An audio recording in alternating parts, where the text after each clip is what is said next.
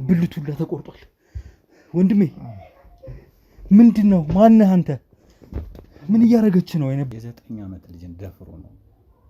በፍጹም እንዲህ አይነት ልጅ አልነበረም እኔ እስከማውቀው ድረስ። ምን አይነት ስሜት እንዳደረበት ምን አይነት ሴጣን እንደተጠናወተው አላውቅም። ኮነች ሞታለች እኮ። ብልቱን ስቆርጣው እጆቹን እያንዳንዱን ቅንጥስጥስ አድርጌ ስቆርጥለት እሷ እየሳቀች እየተደሰተች ነበር። የልጅቷ እናት እኔ ራሴ ይበቀለዋለሁ እንደውም እኔ ለህግ እናቀርበዋለን ስላት እንደነገርኩ ድንጋይ ተወረውርብኛለች አላልኩም? ለህግ እናቀርበዋለን ስላት እኔ ራሴ ነኝ የምበቀለው። በፍጹም እኔ ለሱ ህግ አይዳኛለኝም።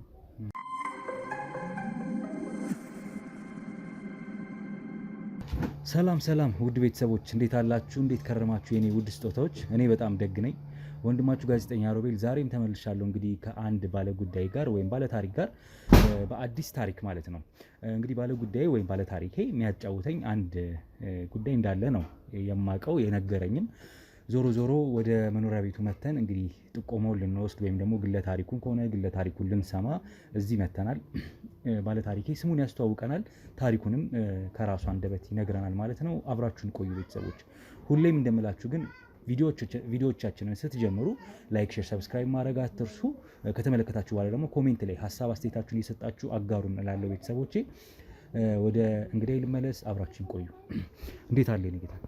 እግዚአብሔር ይመስገን ደህና ነኝ አለሁ ይመስገን። እስኪ ከስምህን ጀምርና ዛሬ ያገናኘን ጉዳይ ምን እንደሆነ ካንተ እንሰማለን ማለት ነው። እሺ፣ አመሰግናለሁ። ተጠራችሁ አክብራችሁኝ ስለመጣችሁ እጅግ በጣም አመሰግናለሁ። ስሜ ያው ትክክለኛው ስሜ ኤርሚያስ ይባላል። ሰፈር ውስጥ ግን ቦቸራ በመባል እታወቃለሁ። እና ዛሬ የጠራኋችሁ ትንሽ አንድ በጣም ያስጨነቀኝ ጉዳይ ስላለ እዛ ጉዳይ ላይ ምናልባት እናንተ ጣልቃ ገብታችሁ መፍትሄ ካገኛችሁ ብዬ ነው የጠራኋችሁ። መልካም ጥቆማ ነው ልትሰጠን ያሰብከው ማለት ነው? አዎ፣ በጣም ትንሽ ወንጀል የተቀላቀለበት ጥቆማ ለመስጠት ነው። ምናልባት የሚረብሻችሁ ነገር ካለ ትንሽ ያው ልጆችም ስላሉ መኖሪያ ቤቴ ትንሽ ያው እንደምታዩት ትንሽ የተገጣጠመ ነውና ይቅርታ እንግዲህ ለድምፅ ምናልባት ያው እኛ ድምጻችንን ከፍ አድርገን ለእናንተ በሚሰማ መልኩ እናቀርብላችኋለን። ለተመልካቾችም ለእኔም አንተም በደንብ ተግባብተን ቆይታ እናደርጋለን ማለት ነው። የተወሰኑ ደቂቆች ቦታ መርጠን ነው እንግዲህ እዚህ ያለ ነው። ከውስጥ ወጣ ብለን ነው እያወራን ያለ ነው።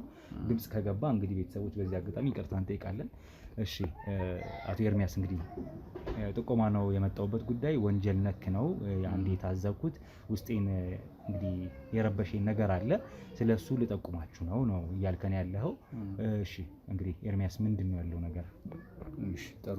ማንም ስትገቡ ማንም አላያችሁ ማለት ሰፈር ውስጥ ምናምን? አይ ምንም አላየንም። ጥሩ። ካሜራ እንደያዛችሁ ምንም የሚታወቅ ነገር የለም። መኪና ወረደን ቀጥታ ወደ አንተ ስትጠቁመን ወደዚህ እንድምጣና ጥሩ። ትንሽ ያው ጓደኛዬ የምልህ ሰው አለና ከሱም ጋር ትንሽ ረጅም ዓመት አብረን ያው አብሮ አደግነን እና ምናልባት ከሱ መጥፋት ጋር የተያያዘ ነውና ወንጀሉ ያልኩህ ምናልባት ሰፈር ሰው አይቶ ትንሽ ግራ መጋባት እንዳይፈጠር ብዬ ነው። ምናልባት ታይታችኋል ምናምን ያልኩትና ትንሽ ታሪኩ ከበድ ይላል። ያው ምንድን ነው እሱ? ያው ትረዱኛላችሁ ብዬ ነው። እርግጠኛ ነኝ ትረዱኛላችሁ አይደል?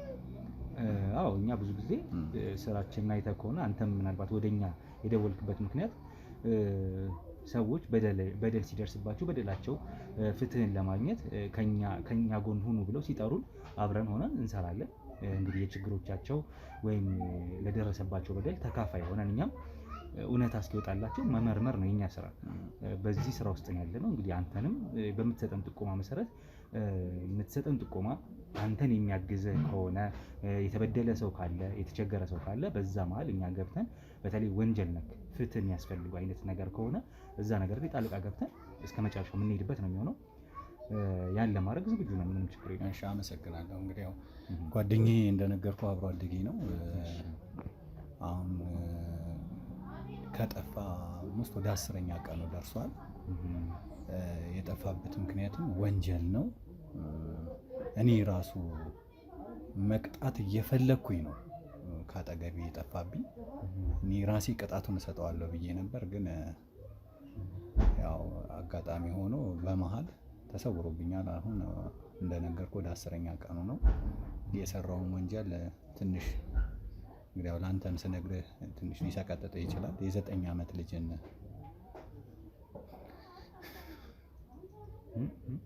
ምንድነው? አዎ የ9 ዓመት ልጅን ደፍሮ ነው።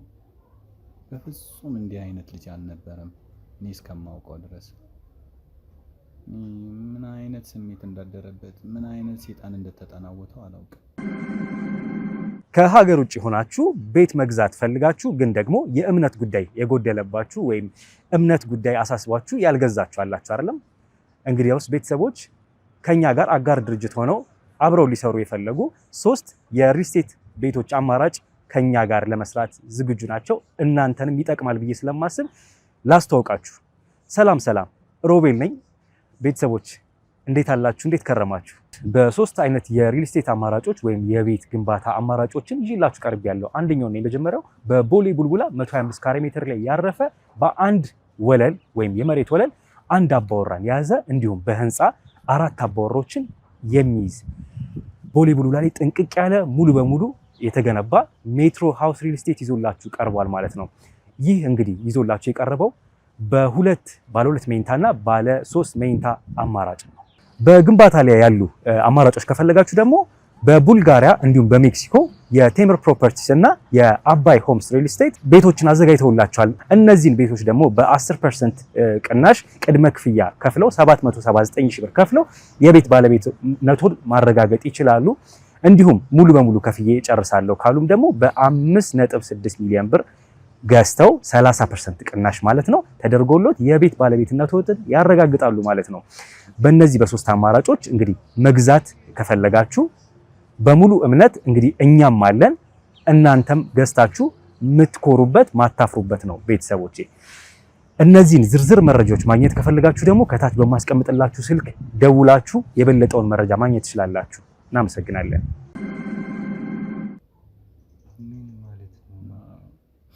የ9 ዓመት ልጅ ደፍሮ ከደፈረ በኋላ በቃ ጠፋ ከሰፈር ውስጥ። እኔም የሰማሁት በማግስቱ ነው። ጓደኛ ምናምን ብለው ጓደኞቼ እንትን ሲሉ ምንድነው ምናምን ስል ስሟን መጥቀስ አልፈልግም፣ የከሌ ልጅን ደፍሮ ነው ምናምን ነገርና አሉኝ። ያው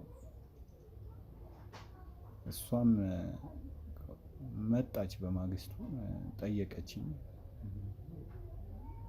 እኔም እንዳልተገናኘን ነገርኳት።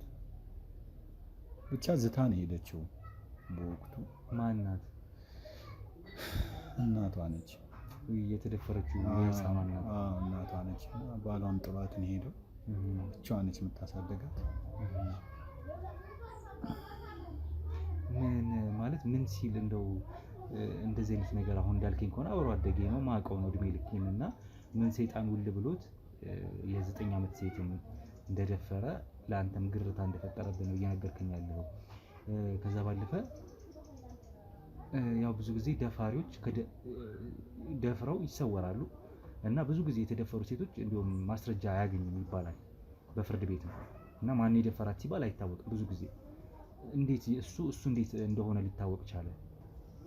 ታይቷል ነው የተባለው። ቤታቸው ነው የገባው። ያው እንደነገርኩ እናትየው ብቻዋን ነች የምታሳድጋት እና የሆነ ጩኸት ተሰምቷል በወቅቱ። ህፃኗ ስትጮህ ነበር ነው የተባለው እና እሱ በር ብቻ ዝም ብሎ በሩን አጋጭቶ ከሰፈር ውስጥ ሲሮጥ ታይቷል ነው የተባለው። ቤት ውስጥ ገብቶ እንደፈራል። አዎ እንደነገርኩ አባትየው አብሯቸው አይኖርም። በምን እንደሆነ ባላውቅም ምክንያቱም ተለያይቷል። ብቻዋን ነች ረጅም ዓመት ያሳደገቻት እና በሩን ብቻ የሆነ ጓጓ አድርጎ ሲያመልጥ ታይቷል ነው የተባለው። ልጅቷ በጣም ጮኸች። ከዛ በኋላ ግን ድምጿ አልተሰማም ነው የተባለው። ከትንሽ ቆይታ በኋላ እዚሁ ሰፈር እኮ ነው። እኔ ልጅቷን እራሱ ማየት አልቻልኩም። እንግዲህ ያው ከዛ በኋላ 10ኛ ቀን ነው ብያለሁ። ልጅቷም አልታየችም። ሐኪም ቤትም የታየ ነገር የለም። የልጅቷም ድምፅ አልተሰማም፣ እሱም የለም። እንዴት ድምፁ አልተሰማም ማለት? በቃ እኛ ከዛ በኋላ የሰፈር ሰው ልጅቷን ማንም ያያት የለም። ሴትዮዋም ትንሽ ከዛ በኋላ ትንሽ አይምሯም ጥሩ አይመስለኝም እና እኔን ራሱ በእሱ አይን ነው የምታየኝና ሁሌ ባየችኝ ቁጥር ድንጋይ ሁላ ተወረውርብኛለች። እኔ ደግሞ አንዴ የተጎዳች ሰው ነች ብዬ አይዞሽ እንፈልገዋለን ለህግ እናቀርበዋለን እላታለሁ። ህፃኗ አሁን በሆስፒታል ነው የምትገኘው ወይስ ምንድን ነው? ኖ የለም፣ ሆስፒታልም አልተወሰደችም።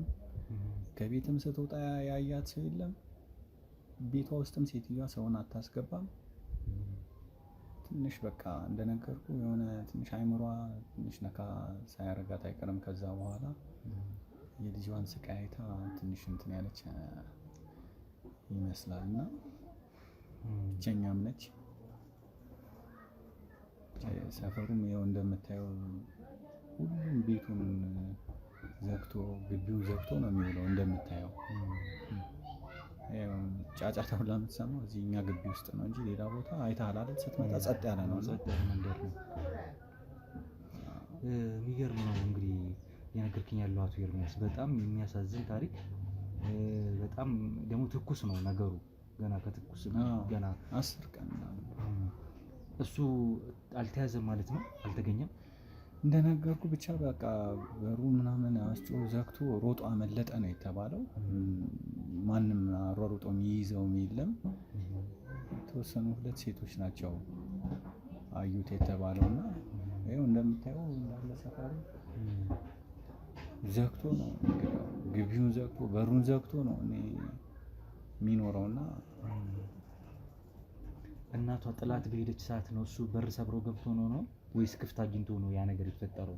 ያው ልጅ አይደለች እሱ እንዴት እንደተፈጠረ በእርግጥ አላውቅም። ያው ልጅ ነች እንግዲህ ቀርቀራ ትቀመጣለች ማለት እንኳን ይከብደኛል። እኔ ክስተቱ እንዴት እንደተከሰተ ያው አላውቅም፣ ግን ደፋሪው ግን እሱ እንደሆነ እኔ በጣም እርግጠኛ ነኝ። ምክንያቱም ከዛ በኋላ እሱም የለም ጠፍቷል። እኔም እንደነገርኩ እኔ ራሴ መቅጣት ፈልጌ ነበር። ህግ ይዳኘዋል ብዬ ላፈላልገው ሞከርኩ፣ ግን ላገኘው አልቻልኩም። ብቻ የሆነ እንደው ብቻ ተጨባጭ ባይሆንም የሆነ ጥርጣሬ ግን አለኝ። እኔ ጥርጣሬ አለኝ ትንሽ። ምን እሱ ነው የሚል ኖ እሱማ እንደሆነ እርግጠኛ ነኝ እኔ። እሱ ባይሆን በፍጹም አይጠፋም ባይ ነኝ። ጥርጣሬ ምን መሰለህ? የልጅቷ እናት እኔ ራሴ ይበቀለዋለሁ፣ እንደውም እኔ ለህግ እናቀርበዋለን ስላት እንደነገርኩ ድንጋይ ተወረውርብኛለች አላልኩም?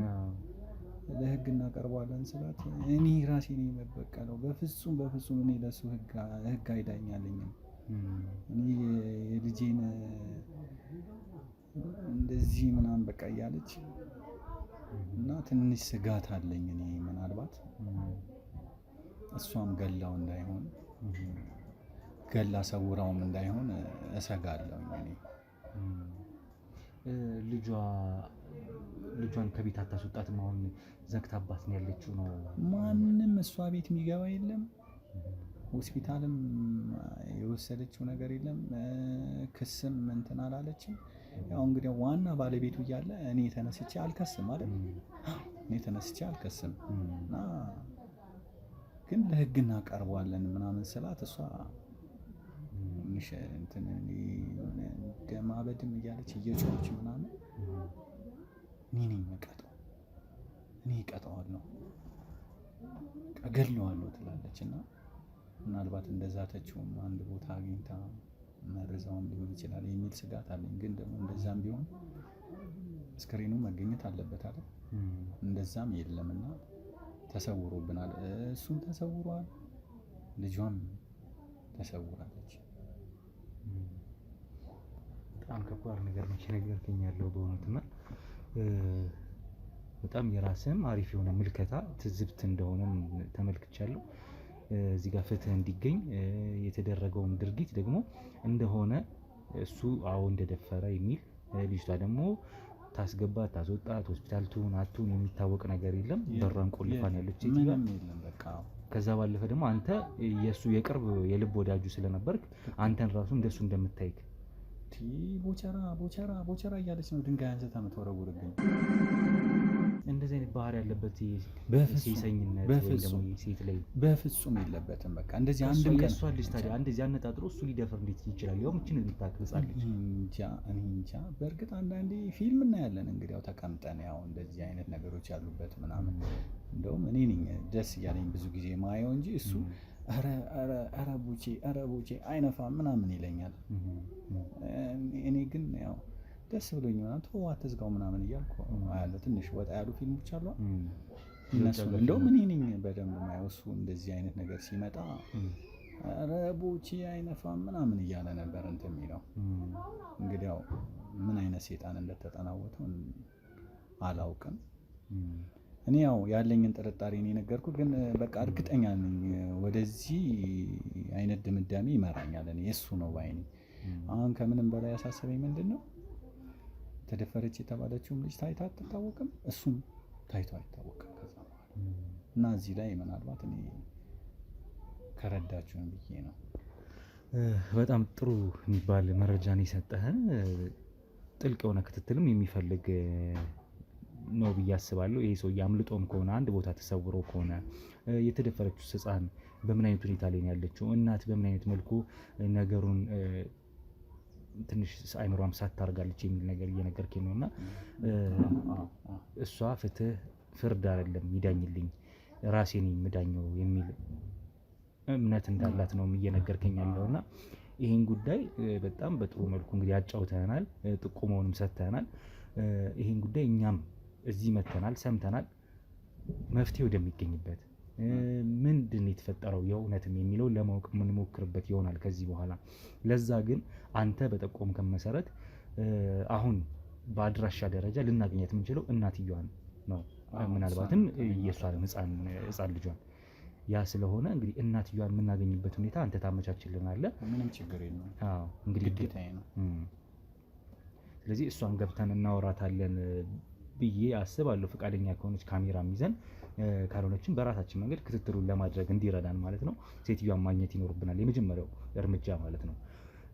ለዚህ አቶ ኤርሚያስን እንግዲህ በሰጠኝ ጥቆማ መሰረት ክትትላችንን ከአሁኑ ሰዓት ጀምሮ እንጀምራለን ማለት ነው። ቤተሰቦች ላይክ፣ ሼር፣ ሰብስክራይብ አድርጉ። እንግዲህ ኮሜንት ላይ ደግሞ በተሰጠው ጥቆማ መሰረት ምን ተፈጥሮ ሊሆን ይችላል የሚለውን ነገር እንግዲህ ኮሜንት ላይ ሀሳብ አስተያየታችሁን አጋሩን ቤተሰቦች። ነገሩ ትንሽ ወሰብሰብ ያለም ነው፣ ጥልቅ ክትትልም የሚፈልግ ጉዳይ ይመስለኛል። አብራችሁን ቆዩ። ከሀገር ውጭ ሆናችሁ ቤት መግዛት ፈልጋችሁ ግን ደግሞ የእምነት ጉዳይ የጎደለባችሁ ወይም እምነት ጉዳይ አሳስቧችሁ ያልገዛችሁ አላችሁ አይደለም? እንግዲያውስ ቤተሰቦች ከኛ ጋር አጋር ድርጅት ሆነው አብረው ሊሰሩ የፈለጉ 3 የሪል ስቴት ቤቶች አማራጭ ከኛ ጋር ለመስራት ዝግጁ ናቸው። እናንተንም ይጠቅማል ብዬ ስለማስብ ላስተዋውቃችሁ። ሰላም ሮቤል ነኝ። ቤተሰቦች እንዴት አላችሁ? እንዴት ከረማችሁ? በ3 አይነት የሪል ስቴት አማራጮች ወይም የቤት ግንባታ አማራጮችን ይዤላችሁ ቀርብ ያለው አንደኛው ነው የመጀመሪያው በቦሌ ቡልቡላ 125 ካሬ ሜትር ላይ ያረፈ በአንድ ወለል ወይም የመሬት ወለል አንድ አባወራን የያዘ እንዲሁም በህንፃ 4 አባወሮችን የሚይዝ ቦሌ ቡልቡላ ላይ ጥንቅቅ ያለ ሙሉ በሙሉ የተገነባ ሜትሮ ሃውስ ሪል ስቴት ይዞላችሁ ቀርቧል ማለት ነው። ይህ እንግዲህ ይዞላችሁ የቀረበው ባለ 2 መኝታና ባለ 3 መኝታ አማራጭ ነው። በግንባታ ላይ ያሉ አማራጮች ከፈለጋችሁ ደግሞ በቡልጋሪያ እንዲሁም በሜክሲኮ የቴምር ፕሮፐርቲስ እና የአባይ ሆምስ ሪል ስቴት ቤቶችን አዘጋጅተውላቸዋል። እነዚህን ቤቶች ደግሞ በ10% ቅናሽ ቅድመ ክፍያ ከፍለው 779 ሺህ ብር ከፍለው የቤት ባለቤትነቱን ማረጋገጥ ይችላሉ። እንዲሁም ሙሉ በሙሉ ከፍዬ ጨርሳለሁ ካሉም ደግሞ በ5.6 ሚሊዮን ብር ገዝተው 30% ቅናሽ ማለት ነው ተደርጎሎት የቤት ባለቤትነቱን ያረጋግጣሉ ማለት ነው። በእነዚህ በ3 አማራጮች እንግዲህ መግዛት ከፈለጋችሁ በሙሉ እምነት እንግዲህ እኛም አለን፣ እናንተም ገዝታችሁ የምትኮሩበት ማታፍሩበት ነው። ቤተሰቦቼ እነዚህን ዝርዝር መረጃዎች ማግኘት ከፈለጋችሁ ደግሞ ከታች በማስቀምጥላችሁ ስልክ ደውላችሁ የበለጠውን መረጃ ማግኘት ትችላላችሁ። እናመሰግናለን። እንግዲህ ውድ ቤተሰቦች ጥቆማውን ከሰማን ካደመጠን በኋላ ያው አቶ ኤርሚያስ ወደ ቦታው ወደ ቤቱ ጠቁሞን እንግዲህ የሴትዮዋ ቤት ጀርባዬ ነው ያለው ማለት ነው በራፏ። ስለዚህ ወደ ውስጥ ገብተን እንግዲህ ልናናግራት እንሞክራለን። ያው ልጇ ከተደፈረች በኋላ ስራም ገብታ እንደማታውቅ እንዲሁም ትንሽ አይምሯንም ነካ እንዳደረጋት ሁኔታው ትንሽ እነዚህ ነገሮች እንደፈጠሩባት ነግሮኛል ማለት ነው። ስለዚህ ወደ ውስጥ ገብተን እስኪ ከሴትዮዋ ጋር ላወራ ሞክራለሁ። የመጣሁት ከሴቶችና ህጻናት ቢሮ ነው ብዬ ነው የምተዋወቃት። ካሜራም እንደያዘ እንድታቅ አድርጌ ነው የምንገባው ማለት ነው ከካሜራማኔ ጋር። እንግዲህ የሚሆነውን አብረን እናያለን። አብራችሁን ቆዩ ቤተሰቦች። ወደ ውስጥ እንግባ። አይገርምም? በዛ በኩል ያለው ስፍራና በዚህ በኩል ያለው በጣም ልዩነት አለው። በጣም ይሄ ደግሞ ጸጥ ያለ ነው።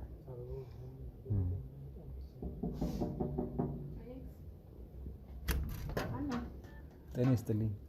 አብሮ ይስጠን። ሰላም ነው? አለን ይመስገን። ወይዘሮ ትሁት ማናችሁ እናንተ? ወይዘሮ ትሁት ነሽ? አዎ ወይዘሮ ትሁት ነኝ። እሺ እኔ ቤት የመጣ ነው እንግዲህ ከሴቶችና ህጻናት ቢሮ ነው። የምን ሴቶች? ሴቶችና ህጻናት ቢሮ። ከሴቶችና ህጻናት ቢሮ የሚዲያ ክፍል ነው የመጣ ነው። ሚዲያ ታዲያ እዚህ ምን ቀረጻ አለ ተብላችሁ? አይደለም ያው ከስሙ እንደምንረዳው ሴቶችና ህጻናት ላይ የሚሰራ ነው እንግዲህ ተቋማችን። እሺ እኔ ማለት ችግር የለም ጉዳዩን በግልጽ አስረዳሻለሁ። ከሰሞኑ እንግዲህ እዚሁ ቤት ውስጥ ወይም አንቺ ጋር ተው በለው ያን ካሜራ ምንድነው አይኔ ላይ ደቀነ? እሺ ዝቅ አድርግላት፣ ችግር የለም። ያው ነገሩ ላይ ተግባብተን መጀመሪያ ግልጽ አድርግልኝ። እንዴ ገንዘብ ብለን ካሜራ እንደው ተደቅነብኛል። አዎ ልክ ነው። እሺ ወይዘሮ ግቡ ይገባችሁ ግቡ። እሺ ያው ስለ ጉዳዩ ላስረዳሽ ብዬ ነበር። ታስረዳኛለህ? ቁጭ ብለን እሺ ግቡ። እሺ ና ነው ግባ። ሌላ ሳለ ሰው ካለ የለም። አይ ሌላ ሰው አለ። አዎ እሺ ቀደም አንቺ እሺ አንተስ ቀደም እንችላለን። እንዴት ገብተሃል? እሺ እሺ ቁጭ በል ቁጭ በል። እዚህ ጋር ይሻልሃል።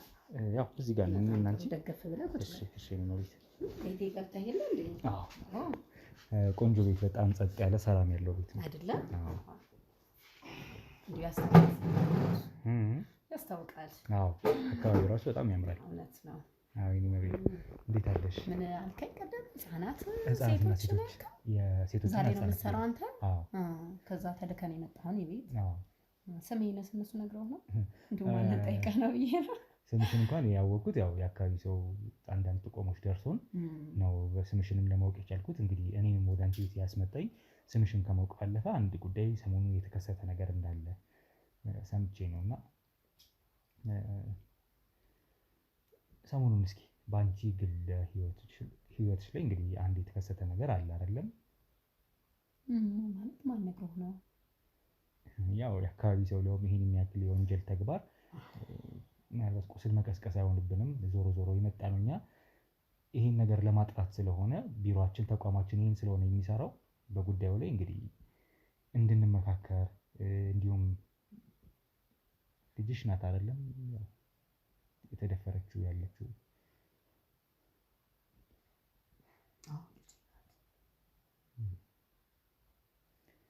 እንግዲህ በልጅሽ መደፈር እንግዲህ ተያይዞ ደፋሪዋ እንዳልተገኘ እንደጠፋ ቀናቶችም እንዳለፉት 10 ቀን እንደሞላው ነው የደረሰኝ መረጃ እና ይሄ ደግሞ የኛ ተቋም ጉዳዩን በጣም በጥብቅ መከታተል ያለበት እንደሆነ ስለሚያውቅ ጥቆሞ ሲደርሰን በዚያ ታዲያ ይከታተላ። ለምን አልተከታተለም ታዲያ? እስከ ዛሬ እናንተ ለምን ላከ?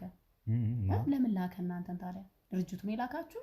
ጥቆሞ ይደርሰናል በመላው ሀገሪቱ። ታዲያ እስከ ዛሬ የት ነበራችሁ? በመላው ሀገሪቱ ላይ እንግዲህ የሚፈጸሙ አንዳንድ ወንጀሎች አሉ። ታዲያ ይሄን ወንጀል በአደባባይ ልትቀርጹ ነው የመጣችሁት? ግድ የለም ማጥፋት ካለብን እናጠፋለን። እኔ መቤት ግን አሁን እኛ የምንረዳሽ ነገር እንዳለ ስለተሰማን ስለምናውቅ ነው፣ ግዴታችንም ስለሆነ ነው። ለምን አይነት ልትረዱኝ የመጣችሁት? ካሜራ ፊት ለፊት የደቀነ መልካም እንግዲህ ወይ ችግሬን ብሶቴን እንደው ለህዝቡ እንደለፈልፍ ነው እንዳወራ ነው። ያ ብቻ አይደለም። ያ ብቻ ሳይሆን እንግዲህ ጉዳዩን የምናጠራበት ሁኔታ ወይም ደግሞ አንድ ፍሬ ህፃን ልጅ የ9 ዓመት ህፃን ልጅ ቤቷ ውስጥ ባለችበት ሁኔታ እየተጫወተችም ሊሆን ይችላል። ብቻ ቤቷ ውስጥ በነበረችበት ሰዓት አንድ የአካባቢያችሁ ሰው የሆነ ግለሰብ ደፍሯት እንደጠፋ 10 ቀንም እንዳስቆጠረ ተነግሯል። ከዛ ባለፈ ደግሞ የአካባቢ ሰው ይህን ነገር ያውቃል እንደተደፈረች በሰዓቱ ብዙ መረባበሾች እንደነበሩ አካባቢ ላይ አንቺም ስታለቅሽ እንደነበር ሰውም ገብቶ እንዳያት ህፃኗን እና በሰዓቱ ያንን የተመለከቱ ሰዎች እንግዲህ ልጅሽ ስለመደፈሩ ያውቃሉ። ደፋሩ ግን የዚሁ አካባቢ ሰው ሆኖ እሱ ደፍሯት እንደወጣ ተነግሯል።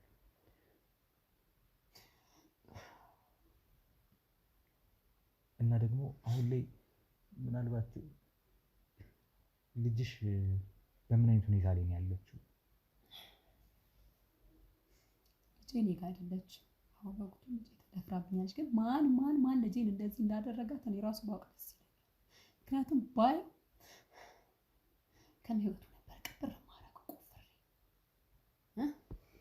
ልጄ እኔ ጋር የለች። ልጄ ሆስፒታል ናት ያለችው።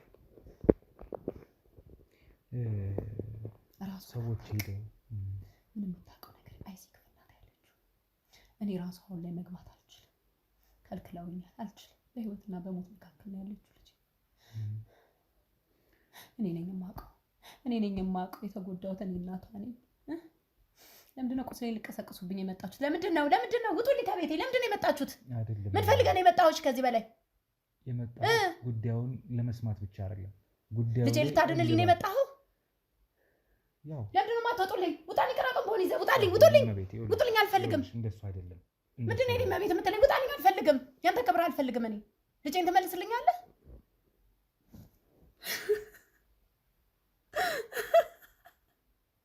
እኔ ልጄ እንደሱ አይደለም።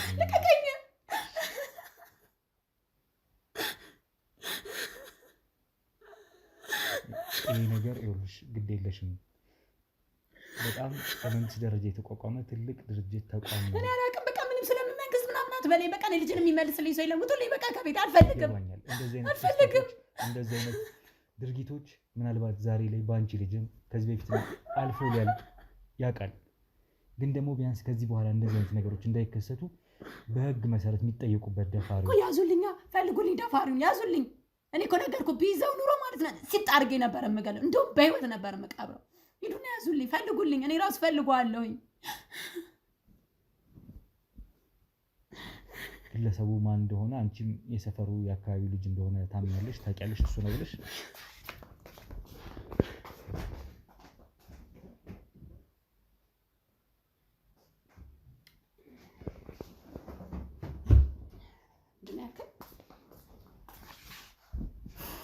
ወይዘሮ እባክሽን መቤት በጣም ከባድ ቢሆንም ነገሩ እባክሽ ግን ተረጋግተሽ ልታዳምጪ ብትሞክሪ ደስ ይለኛል። ይሄ ነገር ያዳመጥኩኝ እንዴ? ምን ነበር ያልከኝ? ያዳመጥኩኝ እኮ ነው። ልጅሽ አሁን ሆስፒታል ነው ያለችው? አሁን ልጅ ሆስፒታል ናት። ሆስፒታል እኮ ናት። አይሲ ክፍል ውስጥ እኮ ናት ያለችው። ያው በደፈራት ሰዓት እንግዲህ በጣም ከባድ የሆነ ደም መፍሰስ እንደነበራት ተናግረዋል የአካባቢ ሰዎች እና ምን ያህል እንግዲህ ጉዳት ቢደርስባት ነው ከመደፈሩ ባለፈ ልጅ እኮ ናት። የ9 ዓመት ልጅ እኮ ናት። በዛን የሚያክል ትልቅ ሰው ተደፍራ እንዴት ነው ደም አይፈሳት? ልጅ ደም ፈሷት ነው። ትንሽ የጨቅላ ህፃን ልጅ እኮ ናት። ወይዘሮ ትሁት እንግዲህ ልጅሽ እንዲህ በመሆኗ ሀገር ነው የሚያዝነው። ማንም አላዘነልኝ። ውሸት ነው። ማንም አላዘነልኝ። ማንም ብቻዬን ነው። እኔ ራሴ ነኝ ለራሴ ያዘንኩት። ማንም ያዘነልኝ የለም።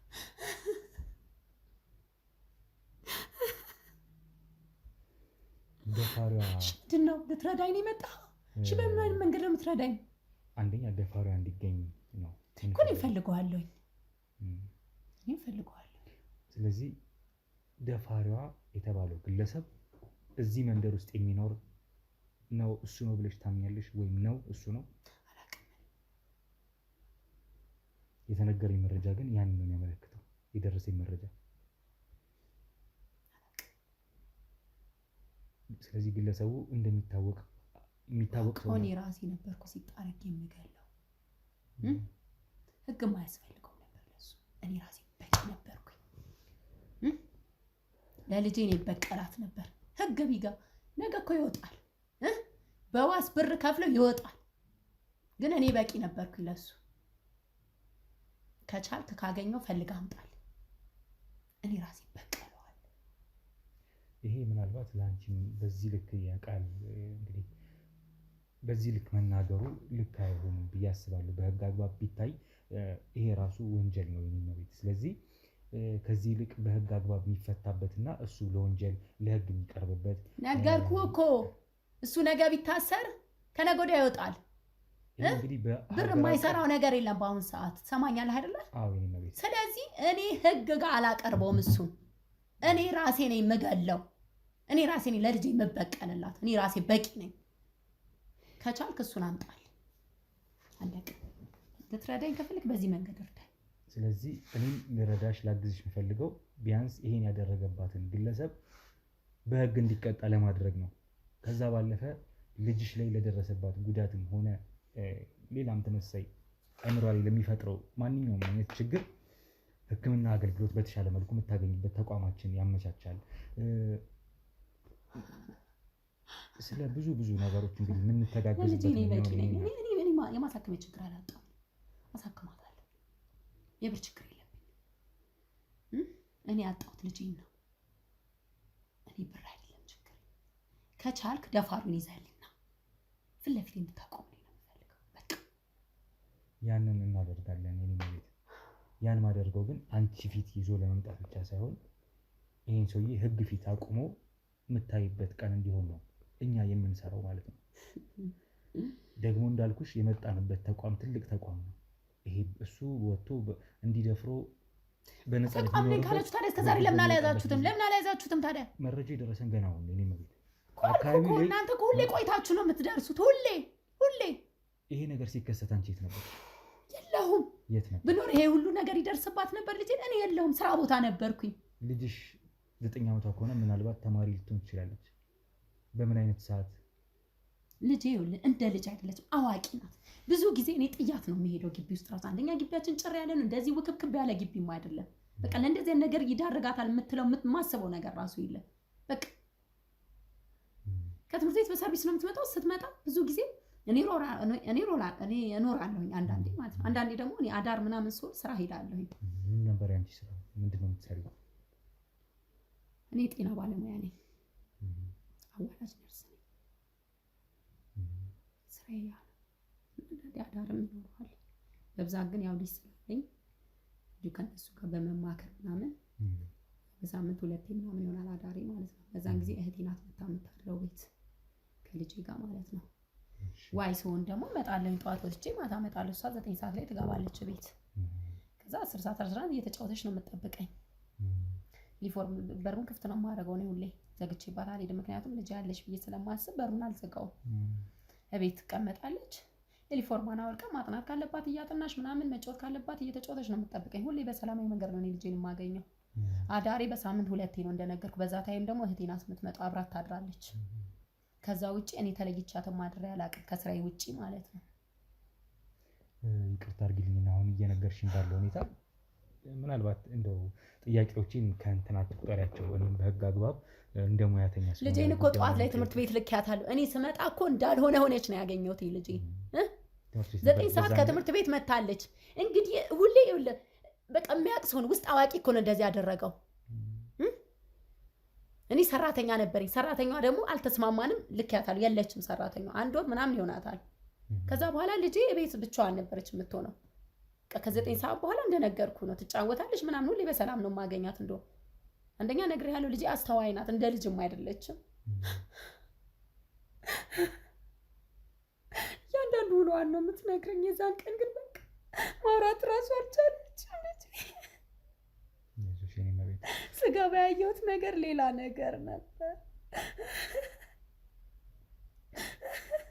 ወላጅ አባቷ ወይም ያንቺ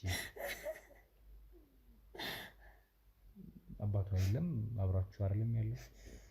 አዎ፣ ከአባቷ ጋር ተለያይተናል። እሱ አባቷን የ5 ዓመት ምናምን ልጅ ሆና ነበር የተለያየ ነው ከሱ ጋር። አላቅም፣ በህይወት ይሙት አላቅም። ስለሱ አትጠይቀኝ፣ ምንም አውቀው ነገር የለም። አሁን አንቺ የምትሰጪው መረጃ እያንዳንዱ ነገር ትንሽ የሚባል አይሆንም። ስለዚህ ቤቴ ድረስ በር ከፍቶ እኮ ገብቶ እኮ ልጄን ይደፈራል።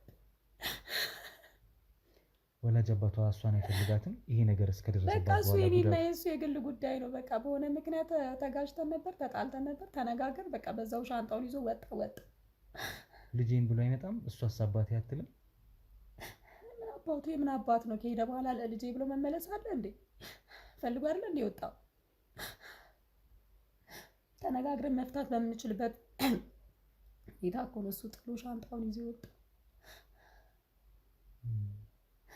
ተኛ ነኝ ወይ ሌላ አግብቶ ነው የሚሆነው? የኔ ወልዶም ይሆናል።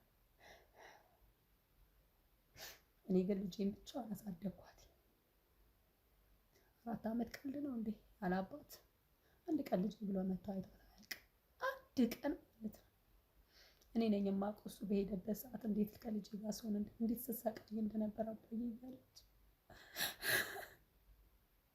እንኳንም ሄደ ለነገር እንኳንም አላየው ይሄንን ነገር እንኳንም አላየው። ይሻላል የሱ መጥፋት ይሻላል። እኔ ነኝ የተሰቃየሁት። ምን ነው ጀርባህን አየኸው? ችግር አለ እንዴ? አይ እና ካሜራው እኮ እዚህ ጋር ነው። ከጀርባ ነው እንዴ? አይ ኮሽ ስላለኝ ችግር የለም።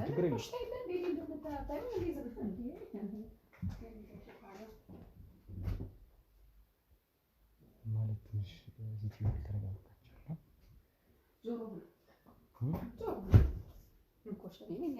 እናንተ ናቸው። አሁንማ እኮ አንድ አለበት 2-3 ሆናችኋል።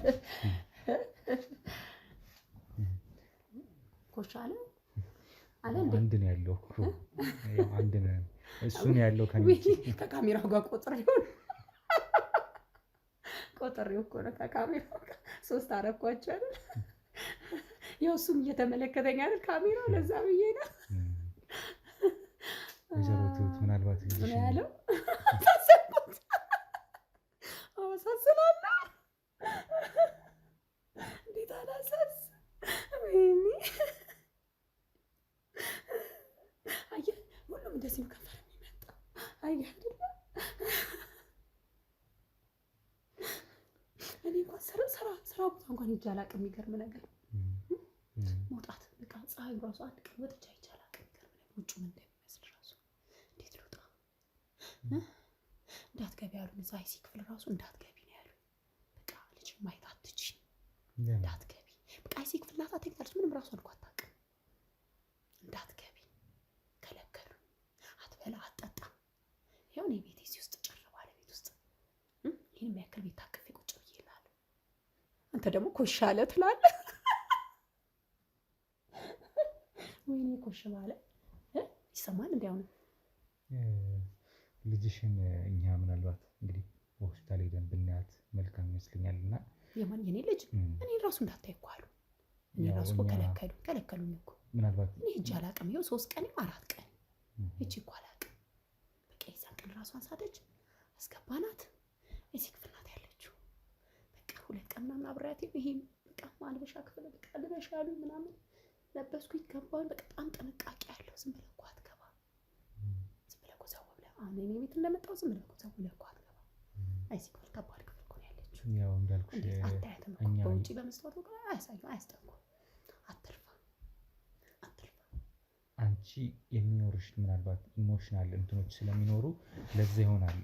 እኛ ግን የምርመራ ቡድን ስለሆነ እንግዲህ ክትትል የምናደርግበት ስለሆነ እኛ ፍቃዱ ይኖረናል። የምርመራ ቡድን መርምረዋታል እኮ እሷ እኮ ተደፍራለች አይደል? እንዴ ልጅ መርምረዋታል እኮ በዛ አስተኝቷታል። በቃ የእናንተ ምርመራ ምንድን ነው? ምርመራ ቡድን ያው ምርመራ ስለሆነ የምንሰራው እኛ አሁን እዚህ ጋር የሚዲያ ዝም ብሎ ቃለ መጠይቅ ለማድረግ አይደለም እኮ ለአንድ ልጅ ይሄ ሁሉ ታዲያ ምርመራ የሚያስፈልገው አንደኛ ለምርመራም ደግሞ ሐኪሞቹ መርምረዋታል። በቃ አያስፈልግም። አካላዊ ምርመራ አይደለም እኛ የምናደርገው። አካላዊ ብቻ ሲሆን እሷ ከምትናገራቸው አንዳንድ ነገሮችን የቃል ማስረጃዎችን አትናገርም እኮ ነገርኩህ እኮ አትናገርም። ልጅ አይሲ ክፍል ያለ ሰው ይናገራል እንዴ? አይናገርም። ግን ደግሞ ራሷን ስታለች እኮ ራሷን ተንኩ ስታለች ምንድን ነው የምትለኝ እንዴ? ለምንድን ነው የምታስጨንቀኝ እንዴ? በግድ ተናገር እያላችኋት አትናገርም እኮ እሷ እንዴ? እህትሽ የት ነው ያለችው? ወይዘሮ ትሁት ለምን ማለት ማንንም ማየት አልፈልግም። እንዳትመጣ አባርራታለሁ። ማንንም አልፈልግም። በቃ ብቻዬን ነው መሆን የምፈልገው። ብቻዬን አልችልም እንዴ? ያው ይሄ ያንቺ ግላዊ መብትሽም ነው። የሚከበርም ነው። ማንም ሰው እኛ የምናከብርልሽ ነው። ግን ደግሞ አሁን ይሄ የተፈጸመው ድርጊት ወይም ወንጀል በጣም ከባድ በመሆኑ እኛም እንደ ተቋም እዚህ ጉዳይ ላይ አንቺ እንኳን ምንም ባለመናገር ወይም ብቸኝነቱን ፈልገሽ ዝም በማለት ብታልፊውም እኛ ግን ይመለከተናል። ስለሚመለከተን ከአንቺ ጎን ሆነን ጉዳዩ ውስጣችን ገብቷል። የተነገረን መረጃ በጣም ለእኛም ስለከበደ ነው እዚህ ድረስ ያስመጣን። ስለዚህ ተከታትለን እውነታውን የምናውቅበት ወንጀለኛውን የምንይዝበት ልጅሽን ደግሞ ያው ማኑ ደፋራ አምጡልኝ እኮ አልኩኝ። ደፋሪውን አምጡልኝ። ያንን ለማድረግ ምርመራ እናደርጋለን። ምርመራው የክትትል ምርመራ ነው እንጂ የሐኪም ምርመራ አይደለም እኛ የምንሰራው። ሰው ሁሉ አንድ እየመሰለኝ እኔ እናንተ ራሱ ለምን እንዳስገባውኝ አላውቅም። እኔ ወንዶች ራሱ እያስጠሉኝ በቃ ሁሉም አንድ እየመሰለኝ ነው። በቃ ከቻለች ሂዱልኝ። በቃ አልፈልግም። ወይዘሮ ትሁት አሁን የት ሆስፒታል እንደተኛች እንድትነግሪኝ እንፈልጋለን። የት ሆስፒታል? ምን ሄደህ ልጠይቃት ነው? ልታያት ነው? በድኑን እኮ ተኝታለች። ምን ይጠቅማል? ምን ዋጋ አለው? አሁን ደፋሪውን አታመጣልኝም እኮ። ደፋሪውን ልናመጣው እኮ የኔ ልጅን ደፋሪ አምጣልኝ። በቃ እስኪ የሆስፒታል ማስረጃዎቹ አንቺ እጅ ላይ ያሉ ነገሮች ካሉ አሳይኝ። የለም፣ እኔ ጋር ምንም ነገር የለም። እንዴት የለም? እንዴት? እኔ ጋር ምንም ነገር የለም። ምን ያደርግልሃል? ደግሞ ማስረጃ ማምጥቼ ልስጥህ አንተ? ምን ያደርግልሃል? ምን ሊጠቅም? ምን ብለህ ነው የምታየው? እኔ እኮ አሁን የመጣሁት ዝም ብዬ ቃለ መጠይቅ ለማድረግ አይደለም። ክትትል ስራ ነው እየሰራሁ ያለሁት። ምን ያደርግልሃል? እኔ ነገርኩህ እንዴ? ወንጀለኛው እንዲገኝ ትፈልጊያለሽ? ወንጀለኛው ታዲያ ወረቀት ላይ አልተጻፈ? ገባኝ። ወንጀለኛው እንዲገኝ ትፈልጊያለሽ አይደለ? ለዛ ልትተባበሪ እንድትፈቅጂልኝ እኮ። ምክንያቱም ባሳየው ወይ ወንጀለኛውን ወስደህ እስር ቤት ነው የምትከተው። እኔ ደግሞ እስር ቤት እንዲገባ አልፈልግም። በቃ እንደሱ ደግሞ አይሆንም። የኔ መቤት አንቺም ለልጅሽ ታስፈልጊያታለሽ አይደለም? ለልጅሽ ለመኖር ደግሞ ወንጀለኛው ተገኝቶ እሱ በሕግ ፊት ቆሞ ፍርዱን ያገኛል። ባደረገው ድርጊት ልክ እንግዲህ ፍርዱን አግኝቶ ተሰጥቶት እሱ በህይወት ሊቆም ከዛ ነገ ደግሞ ሊፈታ። በቀል እግዚአብሔር ነው የሚፈልጉት። አንቺ አይቻልም፣ እንደዛ የሚባል ነገር የለም። አይቻልም። እሱን ራሱን አምጣልኝ ከቻልክ። አለቀ። ከዚህ በላይ ምንም ልልህ አልችልም። ከቻላችሁ ሂዱልኝ። ነው የሚበላ ምናምን አምጣላችሁ እንዴ? ይበቃል። ቡና ምናምን ላፍላላችሁ እንዴ? ወይ ለሳከው ነው የቆያችሁት ብዬ ነው። ይበቃል። እኔ ማለት ሻይ ውሃ ምን ይምጣላችሁ? ተመልሰን እንመጣለን። ቁጭ በል። ምን ይምጣላችሁ?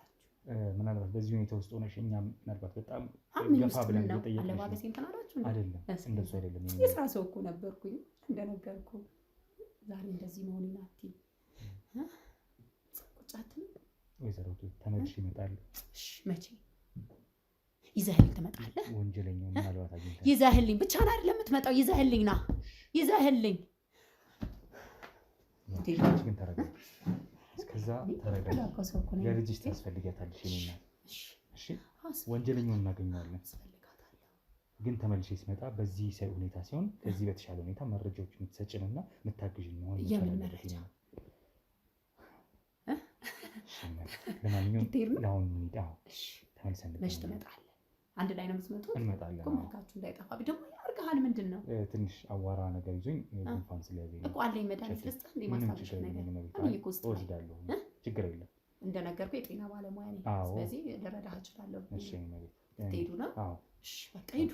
ቆይ ልክፈትልህ። ችግር የለም። ኧረ ልክፈትልህ። ቀስ እያላችሁ ግቢውንም ዞር ዞር ብላችሁ ይሁት። እንዴት ነው? በጣም ቆንጆ ነው። እሺ ሰላም ቆይ። እሺ እናቴ። እሺ ሰላም ይዘህልኝ ና፣ ግን ይዘህልኝ። እሺ ነው ቤት እንግዲህ በጣም ከባድ ነው የሴትዮዋ ሁኔታ፣ በጣም ያሳዝናል። እና ነገሩ በጣም ግር አሰኝቶናል። ትንሽ የምታወራውም ነገር አላቅም፣ በጣም ከበድ ያለ ነገር ነው። ዞሮ እንግዲህ ውድ ቤተሰቦች ከቤቱ እንዳልኳችሁ ከግቢውም ወጥተናል። አሁን ደግሞ ቦታ ቀይረን ነው ያለ ነው ማለት ነው። ትንሽ ነገሮቹ ሁኔታው ግር አሰኝቶናል። የእሷም ሁኔታ ደግሞ በጣም ከባድ ሁኔታ ላይ እንዳለች ነው የተረዳሁት ማለት ነው። ዞሮ እዛው ሰፈራቸው አካባቢ ነው ያለ ነው። ጠቋሚ ቤት አካባቢ ነው አሁን ያለሁት ማለት ነው። ኤርሚያስ ቤት ማለት ነው። የደፋሪ ጓደኛ ከዚህ እዛው ጋር እንግዲህ ሻገር ብለን ይሄንን እንግዲህ ቪዲዮ እየቀረስኩላችሁ ያለሁት ዞሮ ዞሮ ግርታ ስለፈጠረብን እንዲሁም ደግሞ የእሷ ሁኔታ አንዳንድ መልሶቿ ትንሽ በቃ ሄደት መለስ ነገር እያረጋት ነው እና እሱም ሁኔታ ግር ስላለን ምን ልታረግ ትችላለች እቺ ሴትዮ ራሷንም እንዳትጎዳ እንዲሁም ሌላ ነገር እንዳይፈጠር የሚል ስጋት አለን። ጠቋሚያችን እንደውም እያለን ያለው እኔ እሷ ራሱ የሆነ ነገር ሳታደርገው አትቀርም የሚል ግምት ነው የእሱ በደፈነው የነገረን። እኛ ደግሞ በምርመራ ነው ይህን ነገር በክትትል ነው ጉዳዩን የምናረጋግጠው። ዞሮ ዞሮ እራሷ ላይ እንኳን ጉዳት እንዳትፈጠር ድብቅ ካሜራ አስቀምጠናል። አዲስ ነገርም ካለ ከእሷ ጋር በእሷ በኩል የሚሆን ነገር ካለ ለማየትም እንዲያስችለን እንግዲህ ካሜራችን ገጥሞ ነው የወጣው ማለት ነው። ካሜራማኔ በእጁ ላይ ይዞ ስለነበረ እንግዲህ አንድ አፍታ ስንወጣ በሩ ላይ ለጥፎት ነው የወጣው። ምን ይፈጠረው የሚለው ድብቅ ካሜራው የሚያሳየን ነገር ካለ አሳየናል። ካልሆነ ግን እኛ ክትትላችን በዛው እንቀጥላለን። ደፋሪዋ የት ነው ያለው የት ነው የተሰወረው የሚለውን ለማወቅ እንዲያስችለን ማለት ነው። ደፋሪዋ እዚሁ አካባቢ ነዋሪ ስለሆነ ቤተሰቦቹን አካባቢ ያሉ ሰዎችን በዙሪያ ያሉት ሰዎች እየጠየቅን የት ሊደበቅ ይችላል የት ሊከራርም ይችላል የሚለውን እሱን እያጣራን እንጠብቃለን ማለት ነው። ቤተሰቦች እናንተ ላይክ፣ ሼር፣ ሰብስክራይብ ማድረጉን አትርሱ። ኮሜንት ላይ ሀሳብ አስተያየታችሁን እየሰጣችሁ እንግዲህ አጋሩን እላለሁ። ለእሷም እንግዲህ መጽናናትን ተመኙላት፣ ልጇም ድና የምናይበት እንዲሆን እመኛለሁ ማለት ነው። ሆስፒታል ሄደን እንግዲህ ህፃኗን ለማግኘት እንሞክራለን እኛም በተቻለ አቅም ማለት ነው። አብራችሁን ቆዩ። ከሀገር ውጭ ሆናችሁ ቤት መግዛት ፈልጋችሁ ግን ደግሞ የእምነት ጉዳይ የጎደለባችሁ ወይም እምነት ጉዳይ አሳስባችሁ ያልገዛችሁ አላችሁ አይደለም? እንግዲያውስ ቤተሰቦች ከኛ ጋር አጋር ድርጅት ሆነው አብረው ሊሰሩ የፈለጉ 3 የሪል ስቴት ቤቶች አማራጭ ከኛ ጋር ለመስራት ዝግጁ ናቸው። እናንተንም ይጠቅማል ብዬ ስለማስብ ላስተዋውቃችሁ። ሰላም ሮቤል ነኝ። ቤተሰቦች እንዴት አላችሁ? እንዴት ከረማችሁ? በ3 አይነት የሪል ስቴት አማራጮች ወይም የቤት ግንባታ አማራጮችን ይዤላችሁ ቀርቤያለሁ። አንደኛው ነው የመጀመሪያው በቦሌ ቡልቡላ 125 ካሬ ሜትር ላይ ያረፈ በአንድ ወለል ወይም የመሬት ወለል አንድ አባወራን የያዘ እንዲሁም በህንፃ 4 አባወሮችን የሚይዝ ቦሌ ቡልቡላ ላይ ጥንቅቅ ያለ ሙሉ በሙሉ የተገነባ ሜትሮ ሃውስ ሪል ስቴት ይዞላችሁ ቀርቧል ማለት ነው። ይህ እንግዲህ ይዞላችሁ የቀረበው ባለ 2 መኝታና ባለ 3 መኝታ አማራጭ ነው። በግንባታ ላይ ያሉ አማራጮች ከፈለጋችሁ ደግሞ በቡልጋሪያ እንዲሁም በሜክሲኮ የቴምር ፕሮፐርቲስ እና የአባይ ሆምስ ሪል ስቴት ቤቶችን አዘጋጅተውላቸዋል። እነዚህን ቤቶች ደግሞ በ10% ቅናሽ ቅድመ ክፍያ ከፍለው 779 ሺህ ብር ከፍለው የቤት ባለቤትነቱን ማረጋገጥ ይችላሉ። እንዲሁም ሙሉ በሙሉ ከፍዬ ጨርሳለሁ ካሉም ደግሞ በ5.6 ሚሊዮን ብር ገዝተው 30% ቅናሽ ማለት ነው ተደርጎሎት የቤት ባለቤትነቱን ያረጋግጣሉ ማለት ነው። በእነዚህ በ3 አማራጮች እንግዲህ መግዛት ከፈለጋችሁ በሙሉ እምነት እንግዲህ እኛም አለን፣ እናንተም ገዝታችሁ የምትኮሩበት ማታፍሩበት ነው። ቤተሰቦቼ እነዚህን ዝርዝር መረጃዎች ማግኘት ከፈለጋችሁ ደግሞ ከታች በማስቀምጥላችሁ ስልክ ደውላችሁ የበለጠውን መረጃ ማግኘት ትችላላችሁ። እናመሰግናለን። ልንረዳሽ ነው የመጣነው ይላል ማይረዱ ካሜራ ይዘው ከመምጣታቸው በፊት መጀመሪያ ነበር እኔ በቂ ነኝ እንጂ ያስፈልግኝ።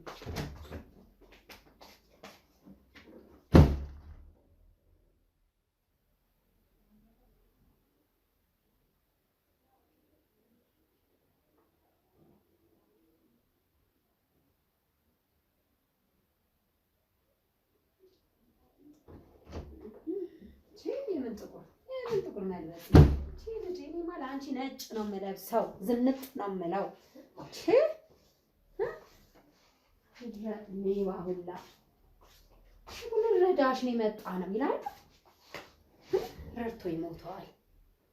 የምን አባቱ ህግ ነገ ህግ ቦታ ገብቶ እዛ የመንግስት ምግብ ሲቀለብ ውሎ ሲቀለብ አድሮ በነጋታው ሊወጣ በዋስ መቼም አላረገው። መቼም ማለት ነው መቼም አላረገው።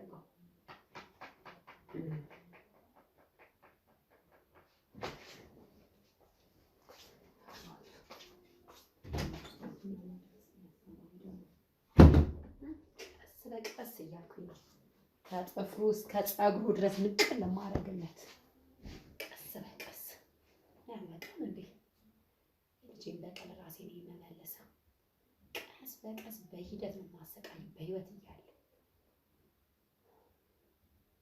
ቆሜማ እሱ ህግ ቦታ ሄዶ ሲታሰር አለ ህይወት እያለን እንዲሰቃይ የምፈልገው ልረዳሽ ነው የመጣ ነው። ልጄ ያኔ ስትደፈር ምን ነው ባለ ቢረዳኝ ቀድሞ መጥቶ ወይኔ ልጄ ልረዳሽ ነው ተባልኩኝ ዛሬ ወይኔ ልጄ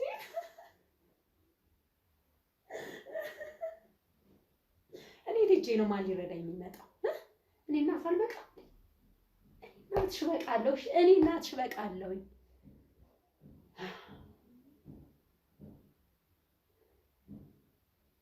ታሪክ እንደማሰቃዩ ነው